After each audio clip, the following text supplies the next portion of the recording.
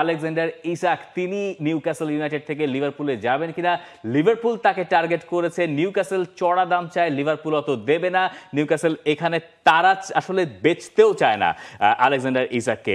Liverpool এই সিজনে যে পরিমাণ খরচ করেছে ফ্লোরিয়ান ভার্টজ তাকে আনার পরে, exactly Florian Wirtz, Kerkez, Jeremie Frimpong, Mamardashvili goalkeeper, এরপরে লিভারপুলের কাছে এত টাকা আছে যে তারা ইসাকের জন্য যাচ্ছে। দেখেন মানে জিনিসটা এমন হয়ে গেছে, এখন লিভারপুল কি করবে, তাদের একটা নাম্বার 9 দরকার। সেই জায়গায় হয়তো ইসাক না হলে নতুন নাম যেটা শোনা যাচ্ছে একিতেকে, তাকে হচ্ছে গিয়ে সাইন করানো হবে। সেই দুইজনকে আপনি যে অ্যামাউন্ট দিয়ে সাইন করান সেটা হচ্ছে গিয়ে মিনিমাম 50 মিলিয়নের ওপরে আপনার যেতে হবে মিনিমাম, আমি কাউন্টের জন্য বলছি। হ্যাঁ, সেইটা করলেই লিভারপুল হয়ে যাবে আপনার চেলসির পর ইংলিশ প্রিমিয়ার লিগের হিস্ট্রিতে সবচেয়ে বেশি কোনো একটা ট্রান্সফার উইন্ডোতে খরচ করা টিম, কারণ তারা অলরেডি 200 মিলিয়ন প্লাস তাদের খরচ হয়ে গেছে। এই যে যেই নামগুলো দেখছেন, কেরকেজ, ফ্রিম্পং, তারপর ফ্লোরিয়ান ভার্টজ, মামারদাশভিলিটা তো আগে ডিল করা ছিল, এরপর আপনার হচ্ছে গিয়ে সেটা অ্যাড হয়েছে। বাংলাদেশের একমাত্র স্মার্ট সিটি বসুন্ধরা এখন আরো নিরাপদ, আধুনিকতায় আরো এক ধাপ এগিয়ে। ফ্লোরিয়ান ভার্টজের দামই তো অনেক বেশি, 115 বাই আউট আওয়ার্ড মিলে হয়তো পড়বে সবকিছু মিলিয়ে। কিন্তু আপনি লিভারপুলের এইবারের ট্রান্সফার পলিসি যদি দেখেন, লিভারপুলের এখন একটা স্ট্রাইকার দরকার। ডারউইন নুনিয়েজকে তারা বিক্রি করতে চায়, যদিও সেই ডিলটা নাপোলির সঙ্গে হচ্ছে কিনা এটা এখনো ধোঁয়াশার ভিতরে আছে। যদি আপনার ডারউইন নুনিয়েজকে তারা যদি বিক্রি নাও করে, তাও হচ্ছে গিয়ে আপনার সেই জায়গায় তাদের একটা স্ট্রাইকার দরকার। এখন গেমটা কোন জায়গায় জমে গেছে, আপনি হচ্ছে গিয়ে লিভারপুল প্রথম থেকে শুরু থেকে ইসাক ইসাক ইসাক করছিল, তখন যখন দেখছে নিউক্যাসল একটু গড়িমসি করছে, তখন কিন্তু তারা প্ল্যান বি রেডি করেছে। কাকে রেডি করেছে? একিতেকে, ফ্রাঙ্কফুর্ট থেকে, যিনি লাস্ট সিজনটাও দুর্দান্ত পালন করে খেলেছেন। এখন এই একিতেকে আবার নিউক্যাসল 2022 সালের থেকেই তারা হচ্ছে গিয়ে সবসময় নিতে চায়, তারা হচ্ছে গিয়ে অফার করে। এর আগে নিউক্যাসলের 3টা ডিল ভেস্তে গেছেন, একিতেকের সাথে তাদের কনফার্ম হয়নি। এখন এই জিনিসটা তো আপনার ওই গোলক ধাঁধার মধ্যে পড়ে গেছে, যদি ইসাক যায় তাহলে একিতেকে না, এখানে আসবেন। এই নিউক্যাসল ইউনাইটেড তারা একিতেকে কেউ চাইছে, হ্যাঁ, তারা এখন কি করতে চায়, এখানে দুই রকম ব্যাপার ঘটতে পারে। একটা হচ্ছে যে লিভারপুল ইসাককে চাইছে, তাদের ইসাককে দরকার, এবং এটা হইলে দুর্দান্ত একটা সাইনিং হয়, লিভারপুলকে হারানো তখন আরো বেশি মুশকিল হয়ে যাবে কাগজে কলমের পক্ষে। তখন যদি নিউক্যাসল ইউনাইটেড ধরেন তারা চাইছে যে তারা ছাড়বে না ইসাককে, এখন লিভারপুল যে তাদের যে টার্গেট, নিউক্যাসলও টার্গেট করেছে আরো একবার একিতেকে নিয়ে আসার। আইনট্রাক্ট ফ্রাঙ্কফুর্টের গত কয়েক সিজনের ট্রান্সফার পলিসি যদি আপনি খেয়াল করেন, দেখবেন যে ওখানে মারমুশের মতো প্লেয়ার ম্যান সিটিতে গেছেন, মাঝখানে বোধহয় কোলোমুয়ানিকেও তারা বিক্রি করেছে। তাদের টাকার যে একটা সমস্যা ছিল সেটা তারা মোটামুটি পূরণ করে ফেলেছে। এখন তারা 85 মিলিয়ন চায় একিতিকের জন্য। নিউক্যাসল ধরেন চিন্তা করলো যে তারাও তো আসলে তাদের টাকা আছে, নিউক্যাসল তো অন্ততপক্ষে টাকা আছে, তারা পরে চ্যাম্পিয়ন্স লিগ খেলবে, ইসাক অন্ততপক্ষে সেই কারণে থেকে যেতে পারে নিউক্যাসলে। এখন লিভারপুল হুমকি দেওয়ার চেষ্টা করতে পারে এইভাবে যে তুমি প্রসপেক্ট যাকে চিন্তা করছো পরে গিয়ে তাকে নিবা, আমি তাকে কিন্তু বাগিয়ে নিয়ে আসতে পারি, এবং তাদের টাকার যে ডিমান্ড তার সঙ্গে হয়তো এইটা মিলে যায়। সেই কারণে অনেকে ধারণা করছে যে কোনো একটা ডিল এখান থেকে লিভারপুল শেষ পর্যন্ত পাকা করতে পারবে, তাতে লিভারপুলের যে প্রবাবল 11টাও হয় সেইটাও আসলে মারাত্মক শক্তিশালী।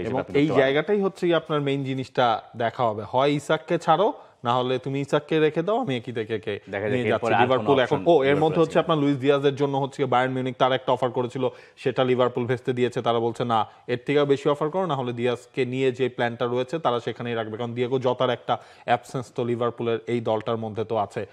আর্সেনালের কথাও কিন্তু একটু বলতে হয়, আর্সেনাল তারাও মোটামুটি এগিয়ে চলছে, যদিও এখনো অফিসিয়ালি কোনো নাম্বার 9 তারা সাইন করেনি বা কোনো ফরওয়ার্ডের সাইনিং আমরা সেখানে এখনো অফিসিয়ালি দেখি নাই। যেই সাইনটা হয়েছে সেই দুইটাই হচ্ছে ডিফেন্সিভ মিডফিল্ডার ক্রিশ্চিয়ান নগার্ড এবং মার্টিন জুবিমেন্দি, এই দুজনকে আনা হয়েছে, কারণ থমাস পার্টে এবং জর্জিনিও তাদেরকে ছেড়ে দেওয়া হয়েছে। আমার মনে হয় আর্সেনালের একটা সলিড মিডফিল্ডের মানে সলিডিটিটা আপনার আরো বেড়ে গেছে এই জুবিমেন্দি এবং ক্রিশ্চিয়ান নগার্ড আশায়।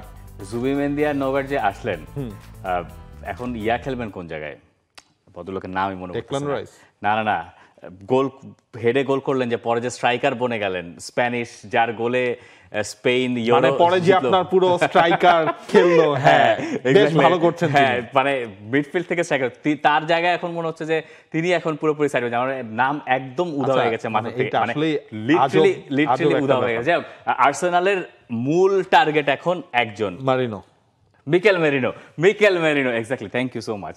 মিকেল মেরিনো তিনি এখন মিডফিল্ডে জায়গা পাবেন কিনা এইটা এখন একটা প্রশ্নের মুখোমুখি, বা তাকে হচ্ছে আপনার ওই মানে ফলস স্ট্রাইকার হিসেবে তাকে রেখে দেয়া হোক। এই জায়গা স্ট্রাইকার কিনতে চায় ভিক্টর ইয়োকেরেসের সাথে নাকি ডিলটা মোটামুটি হয়ে যাচ্ছে, সেটা আমরা অনেক দিন থেকেই শুনছি, কিন্তু সেটা ফাইনাল কনফার্মেশন এখনো আমরা দেখছি না। একই সাথে মাদুয়েকেও নাকি হচ্ছে কি আপনার জয়েন করছেন আর্সেনালে, মেডিকেল হয়ে গেছে, এখনো কনফার্মেশন হয় নাই মাদুয়েকেরটা, তবে এটা একদমই সময়ের ব্যাপার বলেই মনে হচ্ছে। কিন্তু আপনি ওই ইয়োকেরেসে আসেন, ভিক্টর ইয়োকেরেস নাকি ট্রেনিং বাদ দিয়ে বসে আছেন, এটা অবশ্য আরো 1.5-2 দিন আগের খবর।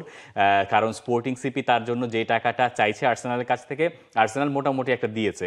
একটা সময় শোনা গিয়েছিল যে গ্যাপটা হচ্ছে 5 মিলিয়নের, সপ্তাহখানেক আগে শোনা গিয়েছিল।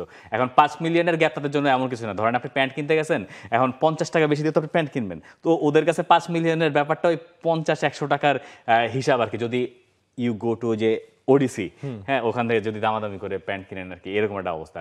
তো তারপরে দেখা গেল যে স্পোর্টিং সিপি তবুও ছাড়ে না, এবং স্পোর্টিং সিপি এখন এরকম একটা জায়গায় নিয়ে গেছে যেখানে ভিক্টর ইয়োকেরেস তিনি আসলে ট্রেনিং বয়কট করার মতো অবস্থায় আছেন।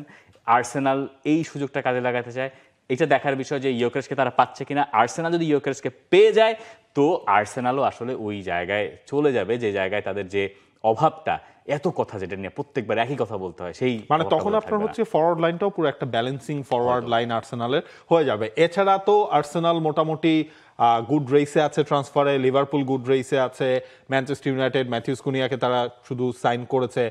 এছাড়া হচ্ছে চেলসি কিন্তু এবারও বেশ কয়েকজন প্লেয়ার সাইন করেছে যাদের অলরেডি চেলসির হয়ে তারা খেলছে, এবং এটাই হচ্ছে চেলসি সলিডিটিটাও কিন্তু আরো বাড়িয়ে দিয়েছে, যে দালেপ, পেড্রো, তাদের আশা এই দলটার মধ্যে।